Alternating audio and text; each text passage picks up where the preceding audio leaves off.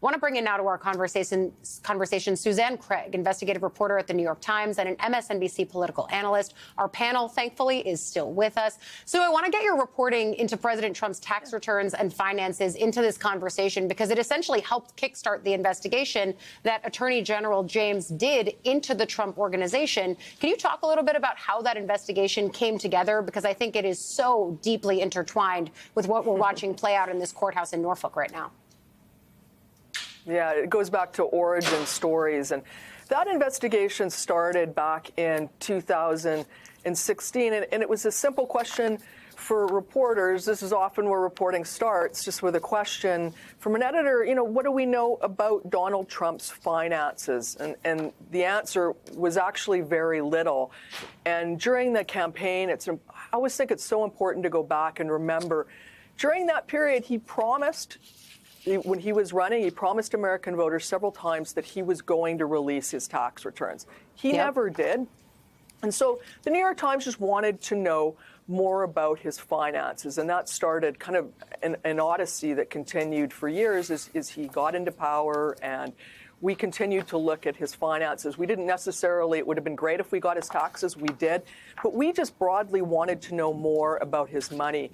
And one of the stories that we wrote, it took some time, looked at just the origins of his wealth. He had run on this plank for president that he was essentially a self-made billionaire. It was a key plank of his running for president, and I think it's at the core of him. And we wanted to learn more about the origins of his money, and we found out, in fact, he got hundreds of millions of dollars from his father over the course of his life. And also, as part of that, we learned through our reporting, it took a long time, but that fortune was enhanced by tax fraud. And some of the things that we learned in that investigation that now sound very familiar was things that the Trumps do with appraisals. And we started to see it, first of all, even in the early 1980s, when we looked at the will of Donald Trump's brother, Fred, when he passed away, and we looked at some of the valuations, and we couldn't believe how low they were. And there was advantages to having low valuations because when you go to the tax vat, you're going to pay less tax.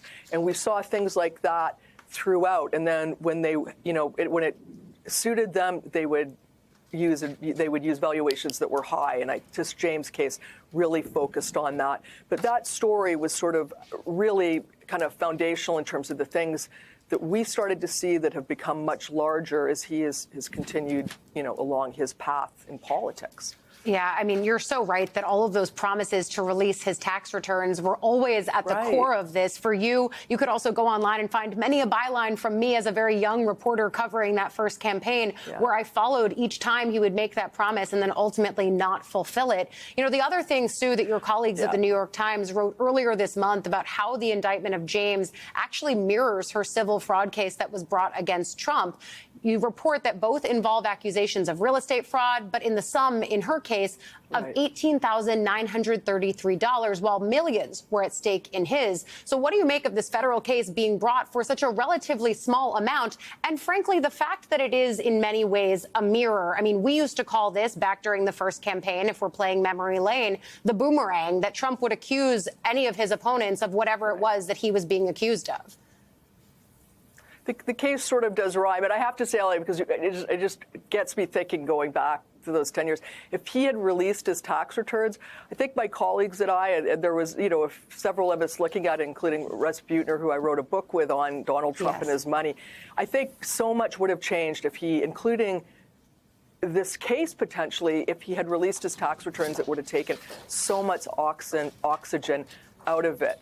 And then now you look at this case, and they're similar, but in size they're nothing compared to what the evidence was that Letitia James brought forward against him. I remember sitting in court during the civil trial, and the judge made a comment once about just there being a courtroom of evidence. It was a huge case, but they are similar in terms of false documents being presented in a forum where there could be illegality involved or wrongdoing. Yeah. Yeah, and we're looking at a picture of the courtroom during Trump's civil fraud trial. It's a picture of Letitia James being there, but you were also in that room. And outside the courtroom, Trump took to attacking the case and James, calling her a terrible person and a criminal. Yeah. What else sticks out to you about that civil fraud trial now in light of the event that we are presently covering?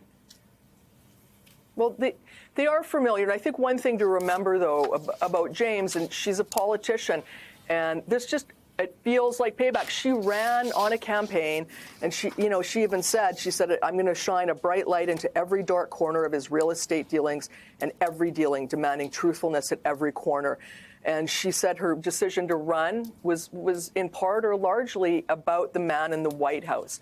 This feels like payback. I mean, there's a saying often attributed, and I've heard it more and more as these cases come up about Stellan's, the chief of the secret police, said, show me the man and I'll find the crime. Kind of the idea that you can find a crime just to fit the person. That's what this feels like. It feels beneath the Justice Department.